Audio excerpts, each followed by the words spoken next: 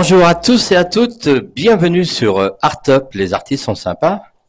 Alors ce soir, j'ai le plaisir de recevoir une comédienne, une chanteuse qui nous a sorti un nouveau son qui s'appelle Mensonge et j'ai nommé Alexandra Eva. Bonsoir Alexandra. Bonsoir Daniel. Comment tu vas? Eh ben, je vais très bien. Et toi? Bon, bah écoute, moi aussi. Ça va pas trop mal. Quel a été ton premier contact avec la musique? Je dirais que mon premier contact avec la musique, c'était avec la danse. Petite, j'ai fait beaucoup de danse. C'est comme ça que j'ai commencé le milieu artistique. Donc, j'ai fait la danse classique dès mes 6 ans et j'en ai fait pendant plus de 10 ans et j'ai fait cette danse contemporaine. Donc, c'est là où j'ai vraiment, où il y a vraiment un lien avec la musique et la scène. Après, au sens vraiment chant, je chante depuis que je suis toute petite, mais c'est par plaisir, mais j'ai jamais fait avant, enfin de manière professionnelle avant récemment. Comment tes parents et ton entourage ont-ils réagi quand tu as décidé de faire de la musique? Alors bien pour la musique, mais avant j'avais, je me suis lancée dans l'acting aussi en tant que comédienne, et là ça a été plus compliqué parce que forcément ça fait peur de faire un métier artistique. Je comprends les parents, c'est quelque chose qui sort de l'ordinaire, qui est moins stable. Et donc ouais, c'est clair que j'ai dû un peu me battre et je suis un peu tête de mule du coup. J'ai pas lâché et mes parents ont compris donc voilà. J'ai appris à découler la musique par la suite. Tu es de quel signe astrologique? Je suis vierge, ascendant sagittaire. Ah, c'est pour ça que tu as la tête dure. Peut-être, Peut-être un peut-être que peu ça têtu? joue. Ouais, totalement Ouais, têtu. Quand j'ai quelque chose en tête, ce sera comme ça. ouais. Ouais. Y a-t-il un moment de ton enfance où tu as réalisé que la musique serait une part importante de ton identité? Ouais, depuis que je suis toute petite, j'ai toujours chanté. C'est vrai que bah quand j'avais une bonne nouvelle, je chantais. Quand j'étais triste, je chantais. Donc je dirais depuis toujours, puisque j'ai écrit même mes premières chansons, je crois, quand j'avais 9 ans. Donc depuis toujours. C'est partie de mon identité. Après, je pense que j'ai jamais osé. Je l'ai pas vraiment assumé jusqu'à récemment, parce que j'étais déjà dans le milieu de l'acting et c'est aussi compliqué, ça prend beaucoup de temps. Donc j'ai toujours mis un peu de côté. Et puis à un moment donné, je me suis dit en fait, on n'a qu'une vie et t'as envie de le faire, donc vas-y, go, Mais dis-moi, tu écris? totalement. Enfin, Totalement? enfin juste pour la musique. Ouais. Alors tu joues au théâtre, Oui. tu fais enfin pas des cours, mais tu fais comment on appelle ça, des répétitions de théâtre, et puis peut-être tu vas être sur scène au mois de septembre. Bah peut-être, oui, il y a plusieurs projets qui sont en cours, donc après avoir, T'as fait des castings? ouais, j'ai fait pas mal d'auditions ces derniers temps, ouais. Ouais, ouais, ouais, parce que j'ai dû lancer mon projet de la musique, donc forcément, on peut pas être à 100% dans tout. Donc j'ai mis un peu de côté, entre guillemets, pendant une petite période, ma carrière de comédienne, parce que ça demande beaucoup d'énergie et de temps pour se lancer. En plus, les débuts dans la musique sont toujours difficiles, maintenant pour tous les débuts, parce que faut toujours, tu lances quelque chose, donc faut se donner à fond, quoi. Alors, quelle est la pièce qui va t'attirer pour jouer? Je dirais que, alors moi j'aime bien les pièces, les comédies. Je trouve ça assez cool à jouer parce que tu fais rire le public passe un bon moment. Toi aussi tu te fais kiffer sur scène, donc ça c'est que du plaisir. Après j'aime bien aussi les pièces d'auteur, Shakespeare, Molière, Racine. Ça fait toujours plaisir de jouer ce genre de pièces également. Je dirais c'est l'écriture de la pièce, c'est le metteur en scène ce qu'il va en faire aussi, car il fait tout. Une pièce de Molière mal mise en scène, ça donne pas du tout la même chose. Donc forcément, ça joue. En comédie, tu as un auteur particulier? Non, il y en a plein. Ouais. Il y en a plein. Ouais. Mais tu as une idée d'un auteur qui pourrait t'attirer pour jouer au théâtre?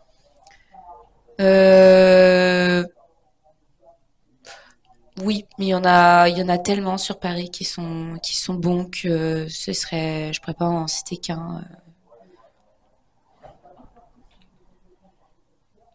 Alors, quels ont été tes premiers pas dans l'écriture? Tu m'as dit à 9 ans, mais pour le dernier single qui est sorti, Mensonge, c'est écrit par toi, Oui, hein, totalement, totalement. entièrement. Beaucoup de travail. Beaucoup de travail, oui, car j'ai mis un peu plus d'un an à tout réaliser. Pas que cette chanson, mais j'ai écrit, et, composé et enregistré 5 chansons qui vont faire l'objet d'un EP qui va sortir en novembre, fin octobre.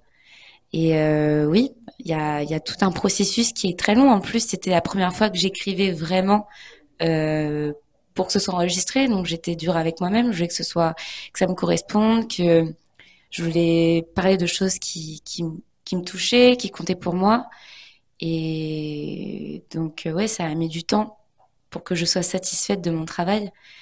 Alors moi, en plus, j'ai commencé à écrire après une rupture amoureuse. Donc, c'est un peu dans ces périodes-là où tu as envie de changer de vie, où tu es dans un renouveau.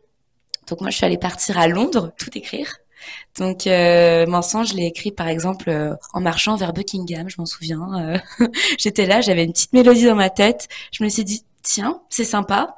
Du coup, je l'ai enregistré et au début, j'avais juste mensonge et blablabla yaourt, mensonge. Et après, ça a donné cette musique. Alors, Mensonge, ça a été tourné, qu'on va découvrir en fin d'émission, ça a été tourné où? À Montmartre? Oui, D'où tu viens d'ailleurs? Tu ouais, habites Montmartre, totalement, dans le ouais. 18e? Alors, comment s'est passé le tournage et où a été tourné Mensonge? Alors, le tournage s'est super bien passé. J'ai une équipe incroyable. Ils étaient super motivés, on était très bien entourés, tous très talentueux. Ça a duré 5 jours à peu près. On avait 3 jours en studio, une matinée au musée Grévin et une journée à Montmartre. Euh, ouais, c'est le réalisateur s'appelle Pierre Sabrou, c'est un ami à moi et bah, on a vraiment fait du tout de A à Z ensemble. Enfin, lui c'est le réalisateur bien sûr, mais on a. Parce que moi je veux vraiment que ça me corresponde, que ça corresponde à mon univers, que la DA vienne de moi, que ce soit l'esthétique, elle me corresponde et corresponde aussi à ce que je voulais dire avec la chanson. Donc on en a vraiment beaucoup discuté. Ça a mis quand même 2 mois et demi de travail, ce qui est énorme pour une prépa. Mais je suis très satisfaite du résultat et je suis contente parce que ça me ressemble. Je, Quand je vois ce clip, je me dis ok, c'est moi. Donc je pense que c'est important pour un premier clip de se présenter en tant qu'artiste avec vraiment une personnalité qui t'est propre et que tu dises ouais, c'est vraiment moi. Je suis en intégrité avec ce que je suis. Alors, tu me disais tourner à Montmartre et tourner Au musée Grévin? au musée Grévin? C'est compliqué de tourner au musée Grévin. Oui et non. Disons que, alors déjà ça aide parce que j'ai travaillé quelques mois au musée Grévin, même un an, un peu plus d'un an, en tant que comédienne. Et il y a aussi la costumière de mon clip qui travaillait à cette époque-là aussi au musée Grévin. Donc forcément, bon, ça aide. Oui, ça aide, Ouais, évidemment. forcément. J'imagine que c'est pas tous les jours qu'on tourne des clips au musée Grévin, Non, non, non, hein, non, c'est sûr. c'est clair. C'est une chance. Tu as suivi des cours de théâtre? Oui, Ouais. totalement. Une formation au cours Florent pendant 3 ans de théâtre. Et ensuite, j'ai fait un an laboratoire de l'acteur, où là, c'était plus de l'acting au sens acteur studio, caméra, parce que ça me tient à cœur d'être une comédienne à la fois au théâtre et à la fois à la télé ou au cinéma. Donc, vu que c'est 2 jeux un peu différents, je voulais vraiment bah, avoir les deux pour ma formation. Et tu as suivi des cours de musique, De chant, de oui. chant? Ouais. J'ai fait 2 ans de cours de chant et là, depuis un an, je fais des cours de chant vraiment de manière professionnelle, en sens où j'ai mon prof toute seule où pendant 1 heure, on travaille tout le temps ensemble et très bien. Tu joues d'un instrument de musique? Je débute. Tu débutes? Alors, je sais faire la flûte à bec, Ouais. évidemment, comme tous les tous les collégiens de France, mais j'ai commencé le piano il y a un an. Donc, je me débrouille bien, j'ai bien avancé, je suis contente, mais je ne peux pas encore m'accompagner en chantant. Donc ça, c'est l'objectif de cette année, à terme, de pouvoir vraiment me produire en m'accompagnant. C'est un petit rêve. Quelles sont tes aspirations pour écrire? Mes inspirations, ma vie. Forcément, je m'inspire de mon vécu, de mes angoisses, de mes envies. Euh, donc, ce sont des chansons du coup que j'ai écrites il y a 2 ans. Donc, c'était moi il y a 2 ans. Donc, il y a un décalage par rapport à ce que je suis aujourd'hui, forcément. Mais je parle forcément d'amour, de déception suite à ma rupture. Je parle également de ras-le-bol face aussi au fait que je sois une femme, que je sois une comédienne, du regard des autres. Il y a de ça dans le mensonge, forcément, de s'assumer qui on est, euh, de, ouais, de s'assumer avec ses défauts, avec sa personnalité et être fier du fait qu'on soit tous uniques, qu'il n'y en a pas un qui est mieux. C'est vraiment une chanson un peu libératrice que j'ai voulu écrire pour que tout le monde se sente bien avec ce qu'il est, qu'on n'a pas à se comparer aux autres et qu'on doit juste être fier de ce qu'on est nous et de pas se cacher derrière des masques, de se dire oui, c'est comme ça que la société veut que je sois, c'est comme ça que qu'on dit que c'est enfin que par exemple que ce modèle-là, c'est la perfection pour la société. Il faut que je corresponde à ces critères-là pour être acceptée, validée. Et cette chanson, c'est justement de se dire, bah non, en fait, je me valide toute seule. Donc, parce que je suis une personne unique, qui a aussi des choses à dire. Donc, voilà. À quel moment écris-tu tes textes? C'est-à-dire, À quel moment tu écris les textes? Plutôt le matin, le soir, la nuit? ça dépend. Ça dépend. Souvent, c'est une mélodie qui me vient. Ouais. Et de la mélodie, dans mon yaourt de chant, j'ai 2, 3 mots qui me donnent des indices sur le thème de la chanson. Puis il y a souvent des choses, des thèmes où je sais que j'ai envie de faire des chansons parce que c'est un peu une thérapie aussi. Quand tu fais une chanson, t'as besoin de recracher ça et c'est comme si tu te guérissais toi-même. Tu disais ce que tu pensais et tu te sens bien après. Donc forcément, il y a 2, 3 thèmes où j'avais envie de faire une chanson. Et vu qu'il y avait des mots qui correspondaient, ça allait là-dedans. Après, moi, mon EP, comme je t'ai dit, je l'ai vraiment écrit à Londres. Donc j'ai fait un peu ça nuit et jour à Londres. Donc ça peut être le matin, j'allais dans un parc. Je me disais, ok Alexandra, tu restes 2 heures dans le parc et tu écris. Alors peut-être que j'écrivais que 2 phrases ou 3 phrases. Des fois c'était la moitié de la chanson, ça dépend. Il y a des jours où on est très, ouais, où ça va très vite. Il y a des jours où t'es pas du tout content de toi parce que t'es pas inspiré. Et c'est comme ça, Tu es une femme persévérante, totalement. totalement. Ouais. Ouais. Quelles ont été tes inspirations artistiques et musicales? Bon, je dirais un peu tout ce que j'écoute, ce qui est très varié. J'aime beaucoup la variété française des années 60, forcément. J'aime aussi le rock, le pop rock anglais des années. Bon, après, oui, les Beatles, forcément. Après, des années 90 aussi. J'aime bien, par exemple, Françoise Hardy, France Gall, Gainsbourg. Mais j'adore aussi les Beatles, Pixies, David Bowie. Puis des choses plutôt contemporaines, Beyoncé, Rihanna, Lana Del Rey, Angèle, Stromae, Orelsan, Nino, IM, il y en a plein. Ça peut aussi même aller à la techno, Gesaffelstein. Donc je pense que c'est inconscient. J'ai un peu tout ça en tête et en fonction des périodes de l'écriture, j'avais des chansons que j'écoutais plus que d'autres en fonction du moment et je pense que c'est s'inspirer de ça. Peux-tu nous parler d'une expérience sur scène mémorable? T'en as eu? Mémorable. Hmm, Ou en musique ou au théâtre? mémorable. Voilà, il y a oui, il y a une expérience qui m'est arrivée récemment. J'ai eu la chance de faire un concert pour la fondation Ronald McDonald, c'était le jour de fête. C'est une fondation en fait qui loge les enfants et les familles qui ont un enfant atteint d'un cancer, qui est près de l'hôpital. Et donc moi, j'étais vraiment touchée de chanter à cette occasion devant justement ces familles qui ont un quotidien, je pense, un peu morose. Et c'était très touchant pour moi de justement mettre de la joie, de la bonne humeur à l'occasion de cette fête. Et j'ai parié un peu fou à la fin du concert sur la chanson Mensonge. J'ai demandé aux enfants de monter sur scène et de danser avec moi. Et c'était un très beau moment.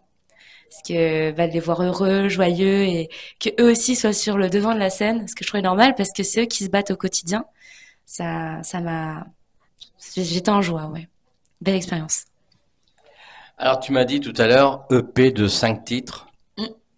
Quels ont été les défis auxquels tu as été confronté et comment les as-tu surmontés?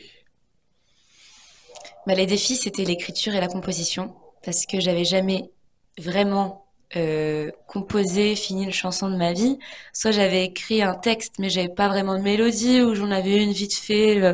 C'était pas pour la sortir, donc je pense que les gros défis, c'était surtout de me trouver une identité en tant qu'artiste, comment je voulais me présenter, ce que je voulais faire exactement. Et pour ça, ça a mis beaucoup de temps, beaucoup de remise en question, beaucoup de larmes aussi, les jours où je pleurais parce que je me disais que j'y arriverais jamais. Et finalement, de jours où ça va beaucoup mieux, t'es plus inspiré, tu dis mais oui, ça va être génial ce que je vais faire.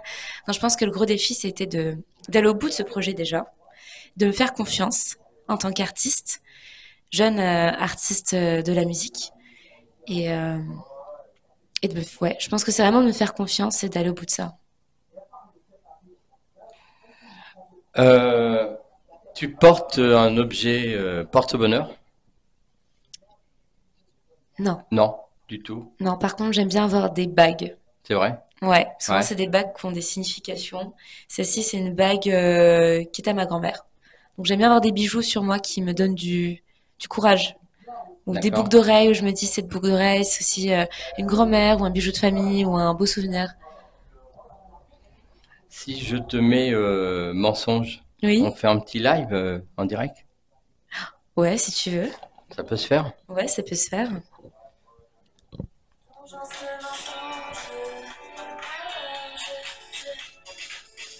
On m'a dit trouve un métier, jouer et chanter c'est léger.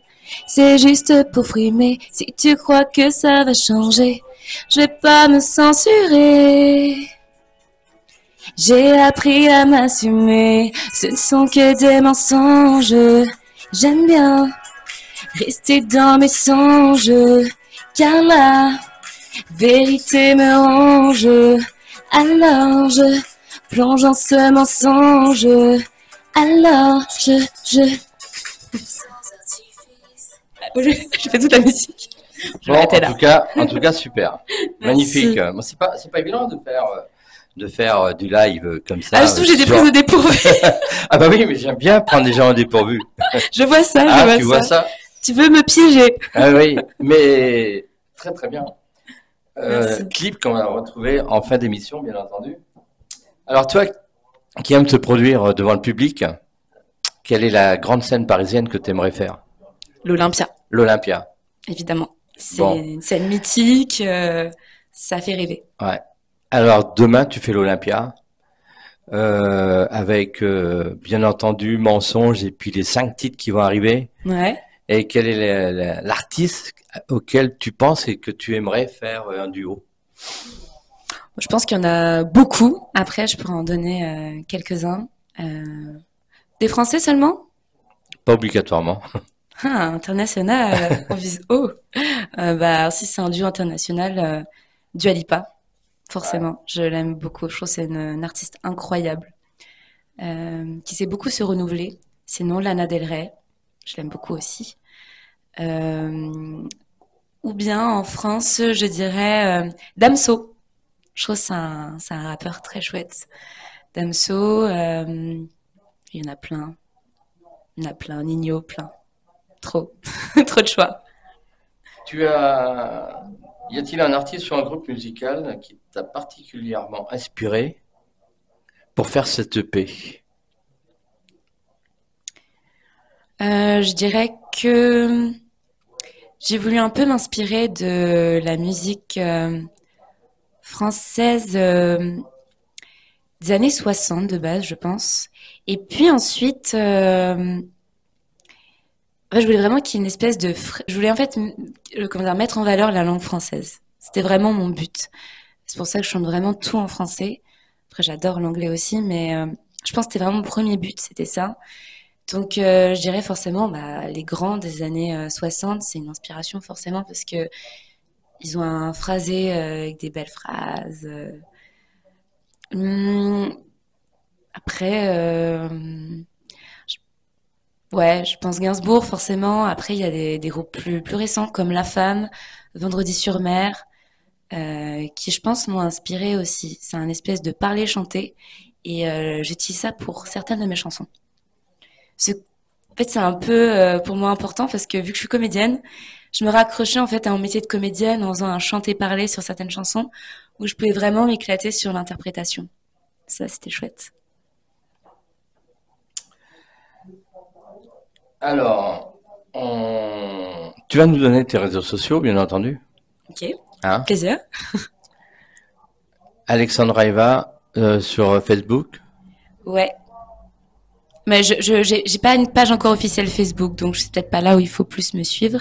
Ouais. Je dirais que ce serait plutôt Insta, où là c'est alex.andra.eva, et c'est le même pour TikTok. Et pour le TikTok, c'est le même. Ouais. Et Bon. YouTube aussi. Et YouTube aussi.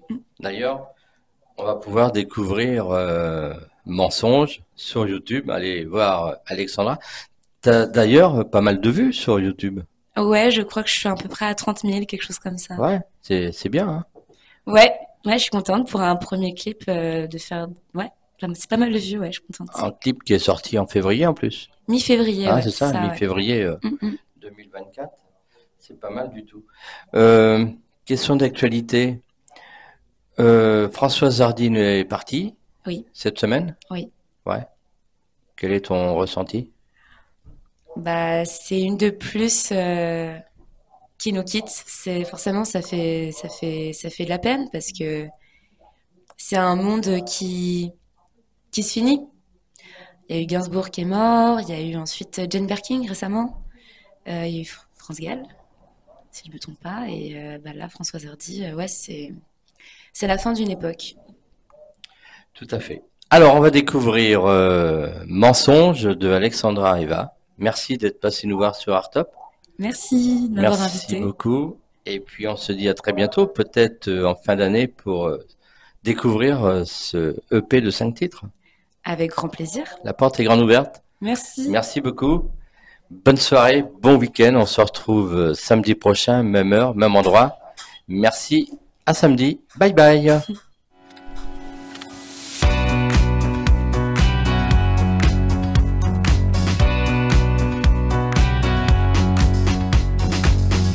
On m'a dit fais un 36, donne-moi ton 06. Si t'es pas viril, t'es pas un homme, il faut suivre les dogmes. Faut pas faut se dénuder, sinon on ne va pas t'aduler. T'as intérêt à être bonne, ici sans tu ne t'es personne. Ce ne sont que des...